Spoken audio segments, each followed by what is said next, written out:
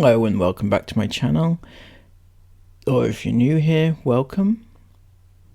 Please don't forget to hit the subscribe button and the thumbs up. I'm your host known as Dougal,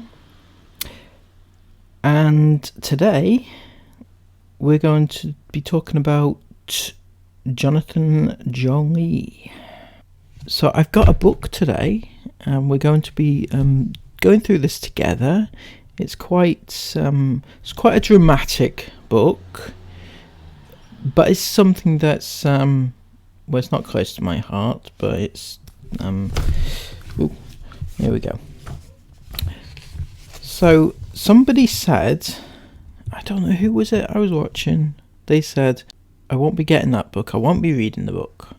I think it's somebody that I watch said that, I can't remember. Anyway, so I thought, why not get the book, have a little look through it and see what comes.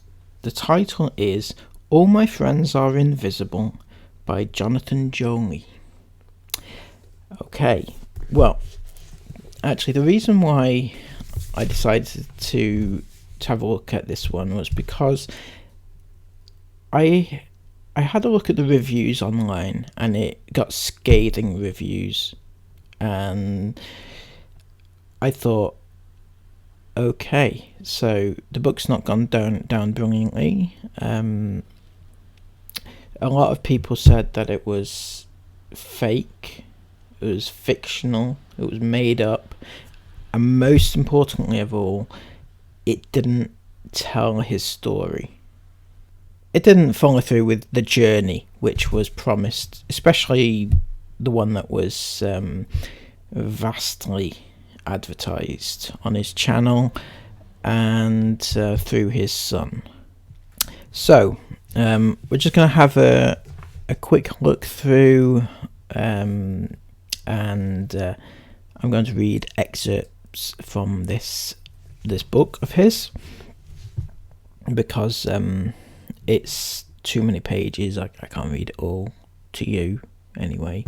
The first chapter, he is in the airport. He's in Gatwick. He's going to they're going from London back home to Cork. It is Cork they live in, isn't it? Correct me if I'm wrong, I don't know. Yeah, they're going home for Jonathan's, it was his birthday anyway, right? So they're going home and they're sat in the cafe before the flight, and Jonathan starts to get very anxious. Okay, he says, a voice that I know I recognised but hadn't heard in ages whispered in my ear, "Come." Sweat began to run down my face, and pain started to weave its way throughout my body. All of a sudden, my legs began to move beyond my control. I'd never had a heart attack before, or a stroke, and I wondered, is this what it feels like? Is this what people experience before they die? I didn't know if I was embarrassed or ashamed. I was the strong leader of our family. I was the one who protected Anna and our children. I was the one who didn't show weakness, and yet that's how I felt right now. I heard the voice again, repeating the same word, "Come," but this time with more intensity. The pressure was building. I tried to find the words to give some kind of explanation to Anna, but all I managed was, I have to go. I grabbed my phone and bolted out of the cafe door. I was suddenly in a sea of people, all rushing to get to their gates, catching their planes, get on with their lives, while for me it felt like it might be the end of mine. But where was I rushing to, and would these people help me? I started walking very quickly.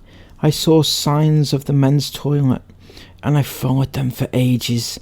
Have you ever noticed how in airports the signs for the toilet can sometimes be so far away from the actual place that you might as well wait until you're on the plane? I finally found the entrance. I pushed open the half-wood, half-plastic bathroom door. Thankfully the room was empty, so I went into the first cubicle and sat down, still sweating, still shaking, with no idea what was going on. I pulled out my phone, but who was I going to call? And what would I say? Why did I leave Anna and the kids? I opened and closed apps at random in an effort to distract myself. I was in full-on panic mode and I couldn't figure out how to get my mind to settle. I could hear people come into the toilet, talking, laughing, washing their hands. I homed in on the sound of water flowing from the tap and hitting the sink with a splashing sound. It got louder and the hairs on the back of my neck started to stand up. I looked at the walls of my wooden cubicle, sheltering me from the outside world, and slowly a strange but familiar feeling began to surround me again. I was in an airport toilet, yet I could smell fresh air, and the noise of the water from the tap was now the sound of a river flowing. The airport hum was fading into the background and being replaced by the sounds of a world I once lived in, a place I'd called home many years ago, a place I had forgotten.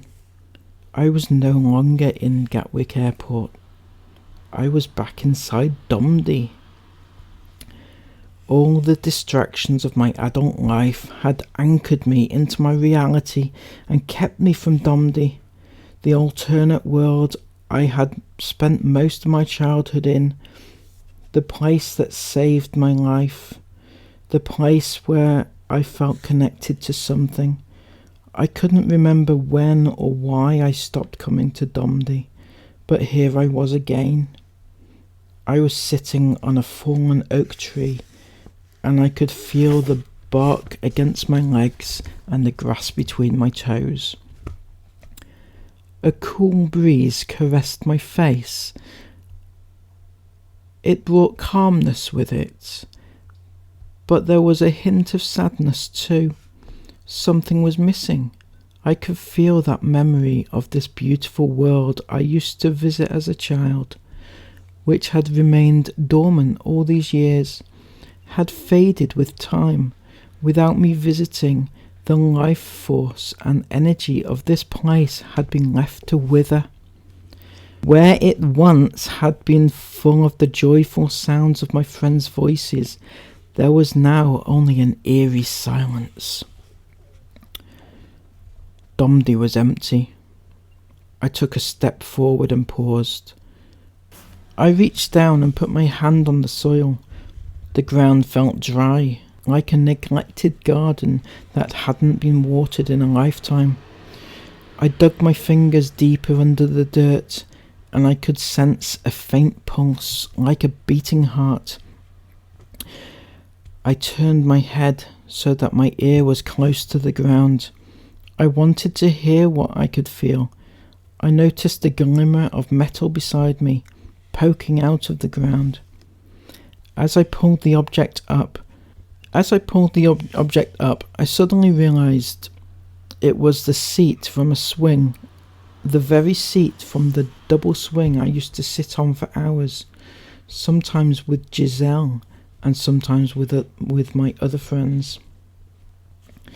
They would hold me the way I longed for my mam to do, but never did. I have no memories of her holding my hand, pushing me on a swing or telling me she loved me. Yet I have in my mind a childhood full of such memories from inside Domdy. A shape began to emerge from out the fog. I saw a hand reaching out and raised my hand instinctively. I didn't know what would happen next, but I needed to reach out too. As our hands touched, a wave of static energy sparked and restarted a forgotten connection, and 30 years of deeper, hidden, locked-away emotions came flooding over me. Was this Giselle?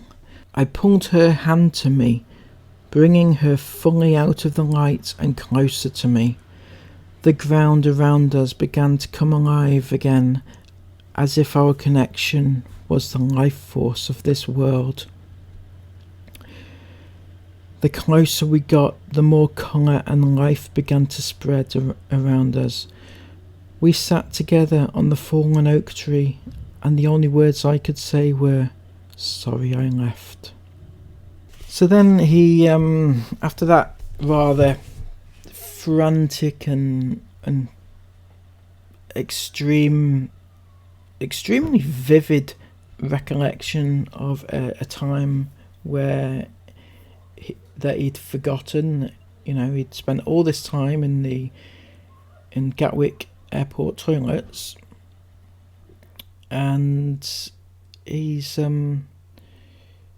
ended up, he got a phone call from his wife Anna, and then just went back to the cafe where he'd run away from, and he then said, "We caught our flights to Ireland, spent a week in Cork, and I turned 36 years old." And that was basically it. He didn't think of it again. It's a very weird scenario, this. He spent a week on holiday and didn't give another thought to this very vivid thing that had actually happened, which I find a little bit odd. Can I say odd? I think, yeah, I find it a bit odd that he would have such a vivid thing that would happen to him in the toilets in Gatwick, where he could see all this imaginary world that he'd forgotten, and then all of a sudden didn't give another thought for another week. I find that a bit strange. As was this, he got home, they found out they were pregnant, and he says, I gave no further thought to Domdy and to what had happened at Gatwick. I got on with my life and focused on Anna's pregnancy. Okay, fine. Focus on the pregnancy, which is all well and good and everything, but I just find it a little bit, if you had really had that level of recollection of a mythical place that you'd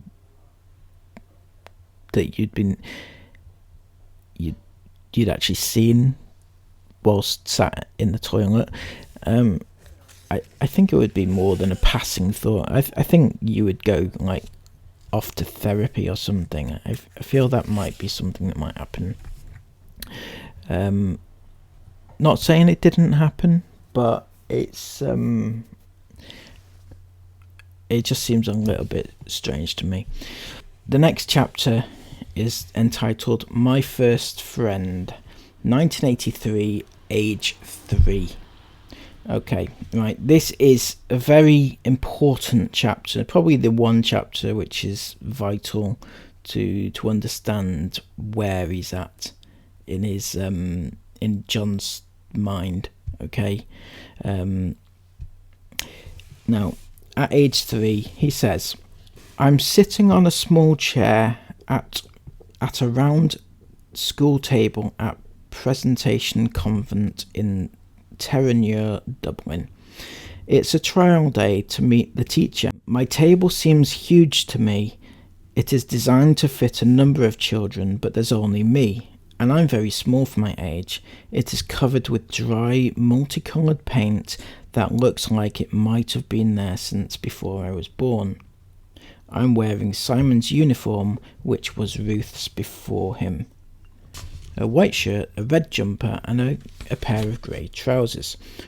Although Ruth did get to wear a grey skirt, which I would much rather have worn instead of the trousers. At the top of my white shirt, I am wearing a little red bow tie, and I am under strict orders not to mess with it." Okay, now bear in mind he's 3 years old, right? I can get that he can recollect kind of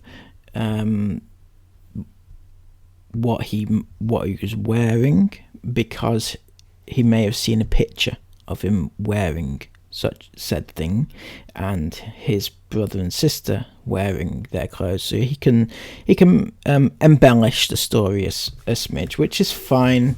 That's what writers do. But what is not real, okay? The things that he's added here.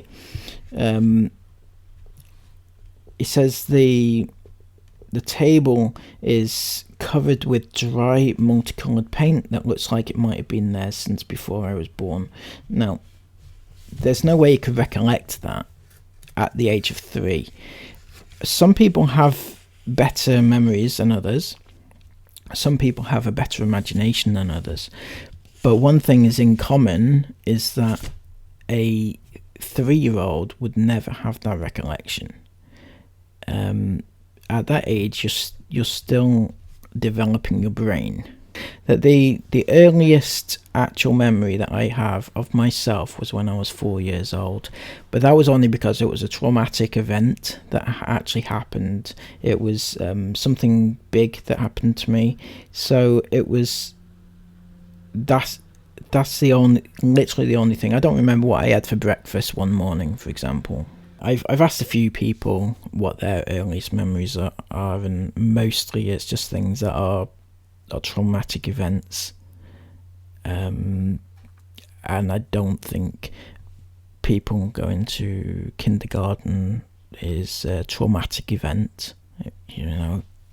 It not in the sense of like something serious happening. He then goes on to say, he says, on this day at 3 years old, so he's reaffirming that he's definitely 3 years old, I don't really have the life experience to guide me. So while all the other children are making friends and chatting away, I sit alone. I watch my mum talk to the other new mums. So again, that's something he's probably been told that had happened. His mum might have mentioned it in passing that happened on his first day, but it's not something he personally remembers.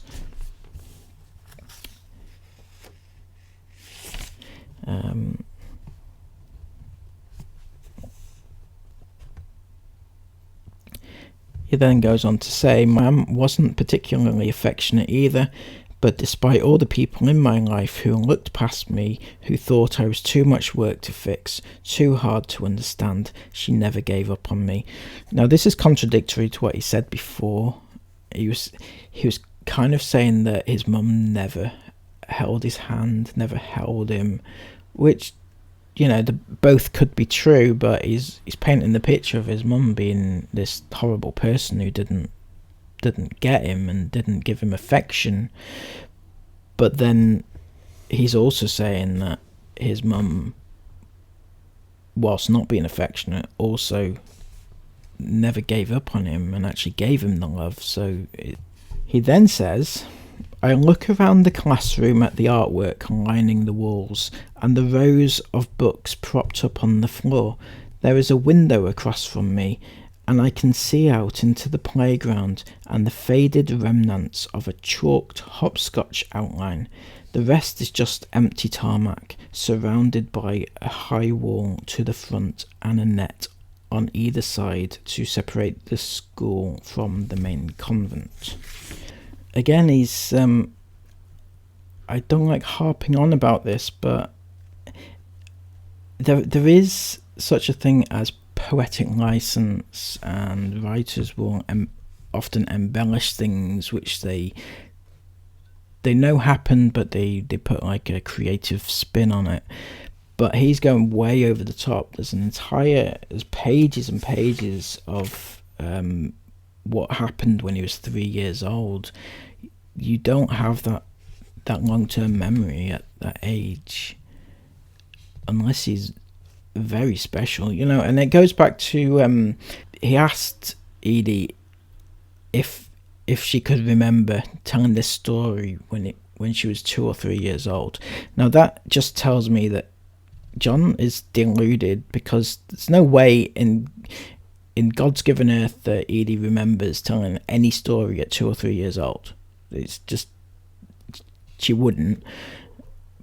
But again, John also thinks that he has this memory of when he was 3, and he says, "I have never felt a connection to boys.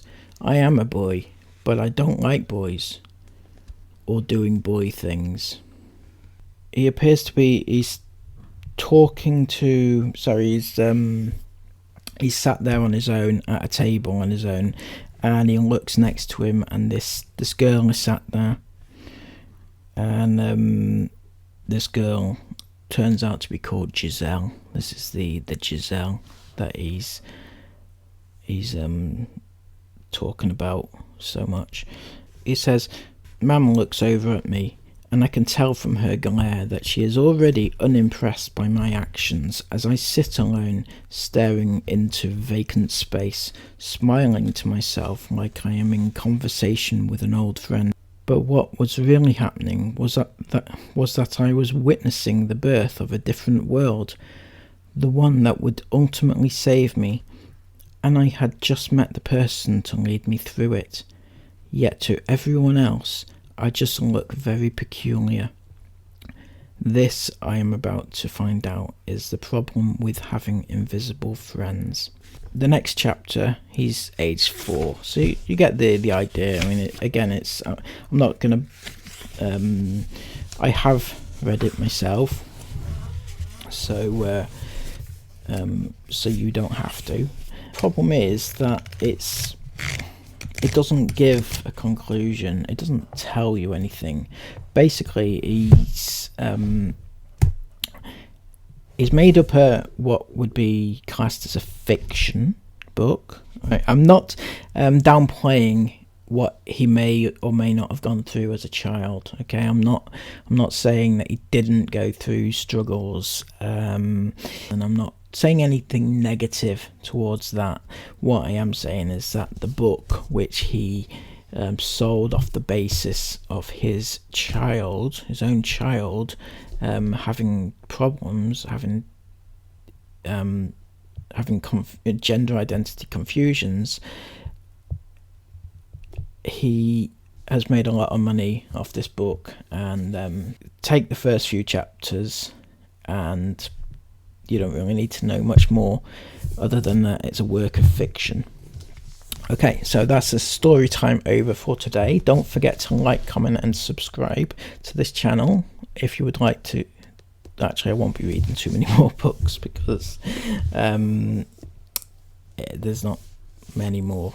But unless like Chris Ingham brings out an autobiography, I'd definitely read that one. Yeah, please like, comment and subscribe, and I'll see you again in the next video. Thank you very much.